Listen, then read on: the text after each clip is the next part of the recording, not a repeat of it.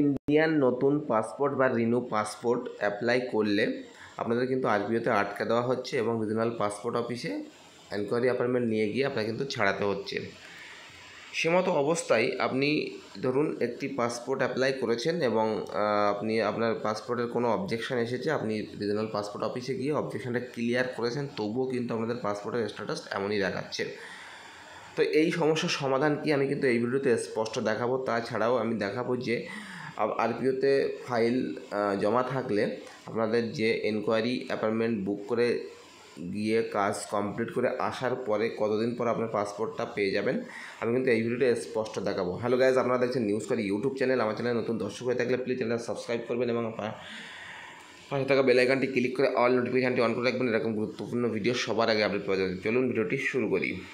সবার প্রথমে দেখাই যে আপনি একটি পাসপোর্ট আবেদন করেছেন, নতুন হোক বা রিনিউ হোক, এবং সেই পাসপোর্টটা কোনো অবজেকশনের কারণে আপনার আরপিওতে আটকে দিয়েছে এবং দিয়ে আপনার কিন্তু বলা হয়েছে যে আপনি আরপিও ভিজিট করুন একটি এনকোয়ারি অ্যাপয়েন্টমেন্ট নিয়ে। তো অন স্ক্রিনে কিন্তু এনকোয়ারি অ্যাপয়েন্টমেন্ট আপনি দেখতে পাচ্ছেন এবং এটা কোন অফিসের, কলকাতা রিজনাল অফিসের কিন্তু এনকোয়ারি অ্যাপয়েন্টমেন্ট। তো এখানে যে ব্যক্তির অ্যাপয়েন্টমেন্ট তার নামও কিন্তু আপনারা এখানে দেখতে পাচ্ছেন এবং ওই ব্যক্তি অ্যাপ্লিকেশান সাবমিট করেছিল 2/2/2024 আর আজকে হলো আপনাদের 5/6/2024, অর্থাৎ এতদিন পরেও কিন্তু এই ব্যক্তির পাসপোর্টটা এসেছে, অর্থাৎ প্রায় 4 মাস মতো কিন্তু সময় লেগে গেছে। এবং আমি একটি কথা বলে রাখি, পাসপোর্ট সঠিক কাগজপত্র থাকলে কিন্তু 22 দিনের মধ্যে বাড়িতে চলে আসে বাই পোস্ট মাধ্যমে। তো এই ব্যক্তি, যে ব্যক্তির পাসপোর্টের যে অ্যাপয়েন্টমেন্ট আমি দেখাচ্ছি, এই ব্যক্তির এনকোয়ারি অ্যাপয়েন্টমেন্টটা আমি নিজেই বুক করেছি। আপনারা যদি কেউ অ্যাপয়েন্টমেন্ট বুক করতে চান তাহলে কিন্তু আমি স্ক্রিনে যে নাম্বারটি লিখছি এই নাম্বারে কিন্তু আপনারা ফোন করবেন। ফোন করলে কিন্তু আপনাদের অ্যাপয়েন্টমেন্ট হয়ে যাবে, ঠিক আছে। তো এই ব্যক্তির অ্যাপয়েন্টমেন্টটা কিন্তু আমি নিজেই বুক করেছি এবং অ্যাপয়েন্টমেন্টটা বুক করেছিলাম কোন ডেটে? অ্যাপয়েন্টমেন্ট ডেট পড়েছিল 29/5/2024 বেলা 10:30 কিন্তু এনার টাইম ছিল। তো এই ব্যক্তি কিন্তু গিয়েও ছিলেন এবং এই ব্যক্তি কিন্তু রিনিউ পাসপোর্ট আপনারা কিন্তু অন স্ক্রিনে দেখতে পাচ্ছেন, রিনিউ পাসপোর্ট। এইবার দেখা যাক এই ব্যক্তি 29 তারিখ যাওয়ার পরে কতদিন পর তার পাসপোর্ট নাম্বারটি পড়ে এবং পাসপোর্টটা সেখান থেকে ছাড়া হয়। দেখুন, সেই ব্যক্তি কিন্তু অর্পণ বোস, ফাইল নাম্বার আছে এবং এই ব্যক্তি অ্যাপ্লিকেশান কালেক্ট করেছিল, থানা থেকে কালেক্ট করেছিল 28/2/2024 এবং আমি কিন্তু দেখিয়েছি যে 29/5/2024 কিন্তু অ্যাপয়েন্টমেন্ট ডেট ছিল এনার।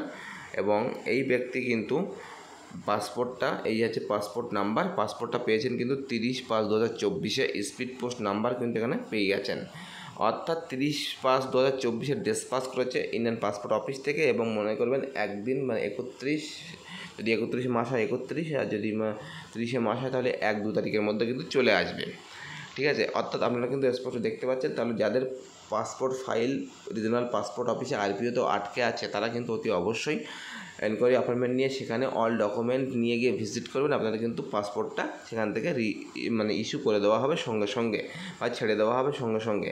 আর আপনারা যদি পাসপোর্টের অ্যাপয়েন্টমেন্ট বুক করতে চান তাহলে কিন্তু আমি স্ক্রিনে নাম্বার দিয়েছি, সেই নাম্বারে কিন্তু আপনারা যোগাযোগ করতে পারেন। তাছাড়াও কিন্তু এই ভিডিওর থাম্বনেলে কিন্তু আমি নাম্বারটা দিয়ে দিয়েছি, সেখান থেকে কিন্তু আপনারা নাম্বারটা কালেক্ট করে ফোন করতে পারেন।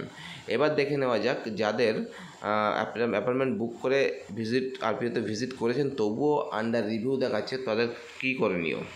দেখুন, আর একটা অ্যাপয়েন্টমেন্ট কিন্তু আমি এখানে ওপেন করেছি এবং এই অ্যাপয়েন্টমেন্টটাও কিন্তু আমি নিজে অ্যাপ্লাই করে দিয়েছিলাম এবং এই ব্যক্তির কিন্তু অনেক দূরে বাড়ি। তো এই ব্যক্তির অ্যাপয়েন্টমেন্ট ছিল 22 তারিখ, আগেটা দেখলেন 29/5, একটা কিন্তু 22/5 কিন্তু অ্যাপয়েন্টমেন্টটা ছিল। এবং ইনি কিন্তু এনারও কিন্তু রিনিউ পাসপোর্ট দেখতে পাচ্ছেন এখানে, রিনিউ পাসপোর্ট। তো এই ব্যক্তির স্ট্যাটাস যখন চেক করা হচ্ছে, দেখুন সেই কবিরুল ইসলাম, তো এই ব্যক্তির অ্যাপ্লিকেশান কালেক্ট করেছিল 18/3/2024। অর্থাৎ আপনারা একটি বিষয় খুব ভয় পান যে যাদের অবজেকশন আসে, লেটারের নিচে লেখা থাকে ছোট্ট করে যে আপনাদের এই লেটার জেনারেট হওয়ার 1 মাসের মধ্যে আরপিওতে ভিজিট করতে হবে। তো এই ব্যক্তিরও কিন্তু একটি নির্দিষ্ট, বা আগের যে অ্যাপয়েন্টমেন্টটা দেখালাম তারও কিন্তু একটি নির্দিষ্ট অবজেকশন লেটার এসেছিলো এবং তারা কিন্তু আগের ব্যক্তি 4 মাস আগে গিয়েছিলেন, এই ব্যক্তি কিন্তু 3 মাস পরে গিয়েছেন, ঠিক আছে। তবুও যাওয়ার পরেও এই ব্যক্তির কিন্তু এখানে শো করছে passport application is under review at regional passport office. আপনারা কিন্তু বুঝতে পারছেন না যে আপনারা কী করবেন, এরকম দেখানোর কারণ কি? এরকম 1 মাস 1.5 মাস এরকমই দেখিয়ে গেছে। আপনি মনে মনে প্রশ্ন করতে পারেন যে আপনি আরবিতে ভিজিট করেছেন, তাহলে তো কিন্তু আপনার ছেড়ে দেওয়ার কথা, কিন্তু না, আপনার কিন্তু কোনো না কোনো জায়গায় একটু ভুল আছে। তো সেই ভুলটা আপনার খুঁজে বের করতে হবে যে কীভাবে ভুল আপনি বের করবেন, নাহলে কিন্তু আবার আপনি অ্যাপয়েন্টমেন্ট বুক করবেন, আবারও যাবেন, গেলে আবারও কিন্তু আপনার হবে না। অর্থাৎ একটি আইডিতে কিন্তু 3টে অ্যাপয়েন্টমেন্ট আপনি বুক করতে পারবেন, তার বেশি কিন্তু পারবেন না। অর্থাৎ first appointment, second appointment, third appointment, ঠিক আছে? তো এইরকম যদি দেখায় তাহলে কী করবেন? কিছুই করবেন না, সোজা আপনাদের মোবাইলের মেনুতে চলে আসবেন। মেনুতে আসার পরে জিমেল যে অপশানটি আছে, অর্থাৎ এই যে জিমেল, এই জিমেল অপশানটিকে কিন্তু আপনারা ক্লিক করবেন। জিমেলে সরাসরি আপনারা চলে আসবেন। আসার পরে কিন্তু আপনারা একটি অপশান পেয়ে যাবেন, সেটি হচ্ছে এই যে কম্পোজ। এই কম্পোজে কিন্তু আপনারা ক্লিক করবেন। তো কম্পোজে ক্লিক করার সঙ্গে সঙ্গে কিন্তু আপনাদের সামনে এরকম একটি অপশান চলে আসবে।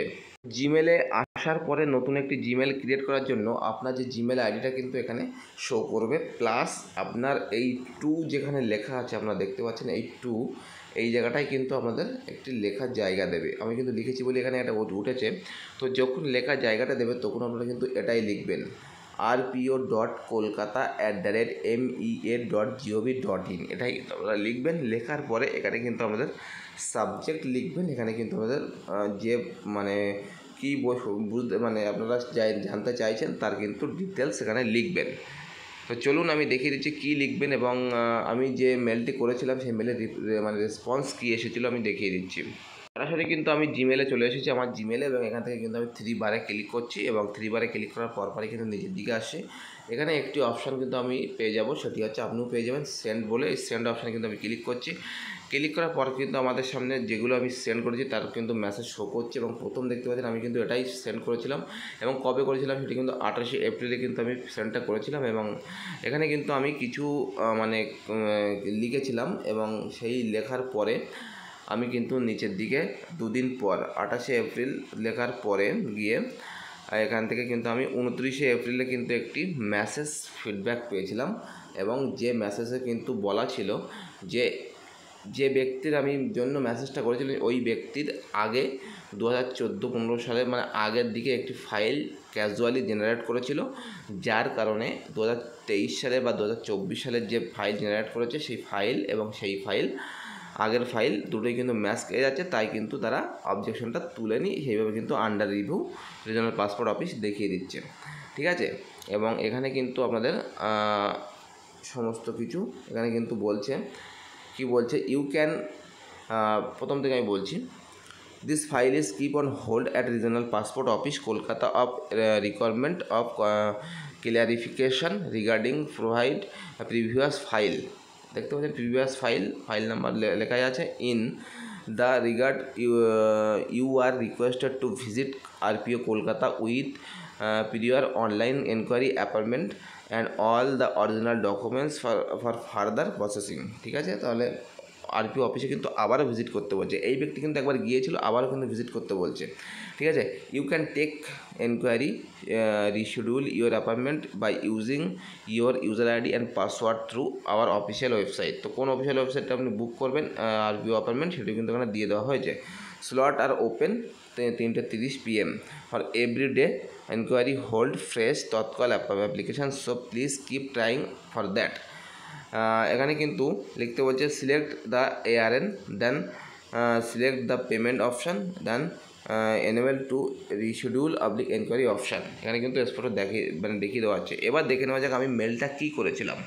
আপনারাও কিন্তু যাদের একবার আরপিওতে ভিজিট করেছেন তার বাদেও কিন্তু পাসপোর্ট আসেনি এবং কোনো রিজন জানতে পারছে না, তারাই কিন্তু একমাত্র এই পদ্ধতিটা অবলম্বন করবেন। তো এখানে কিন্তু সর্বপ্রথমে কী করবেন, এখানে লিখবেন ডিয়ার স্যার, লিখে আই অ্যাম, আপনার নাম লিখবেন, ফাদার্স নেম লিখবেন, আপনার পার্মানেন্ট রেসিডেন্স অফ ভিলেজ লিখবেন, গ্রামের নাম, এখানে পোস্ট অফিসের নাম, এখানে পুলিশ স্টেশনের নাম, এবং এখানে ডিস্ট্রিক্টের নাম। আর এই জায়গাটায় ডিস্ট্রিক্টের নাম, এখানে কিন্তু অবলিক আছে, এই জায়গাটায় কিন্তু আপনারা যে গ্রাম পঞ্চায়েত বা পৌরসভায় বা কর্পোরেশন এরিয়া থাকেন তার নাম কিন্তু দেবেন।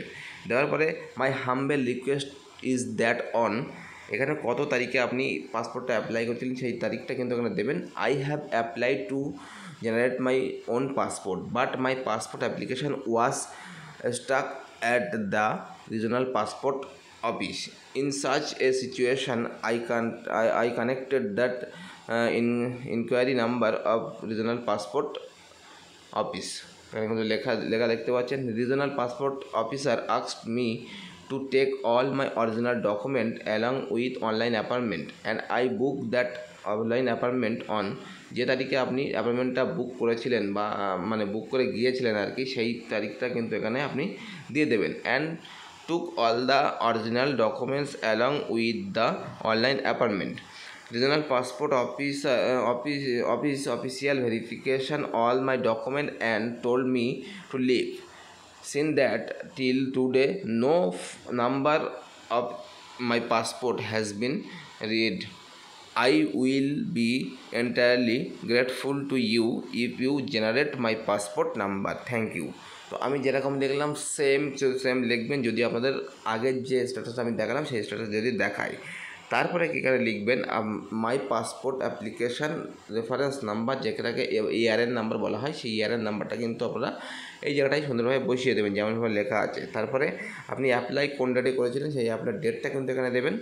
তারপরে কিন্তু আপনারা কি করবেন, এখান থেকে আপনাদের ফাইল নাম্বারটি এখানে কিন্তু আপনারা দেবেন, এবং ফাইল নাম্বারটা যে সচরাচর কিন্তু CA দিয়ে শুরু হয়, ওটাই কিন্তু ফাইল নাম্বার।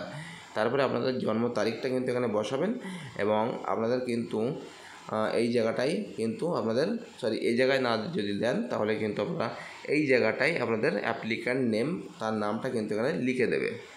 তারপরে নিচে এই জায়গাটায় যে আপনারা যে পাসপোর্ট অ্যাপয়েন্টমেন্ট বুক করে গিয়েছিলেন সেই বুকিং আইডিটা কিন্তু এখানে, অ্যাপয়েন্টমেন্ট আইডিটা কিন্তু এখানে আপনারা লিখে দেবেন। তো অ্যাপয়েন্টমেন্ট আইডি কোথায় পাবেন, এটাই আপনার অ্যাপয়েন্টমেন্ট।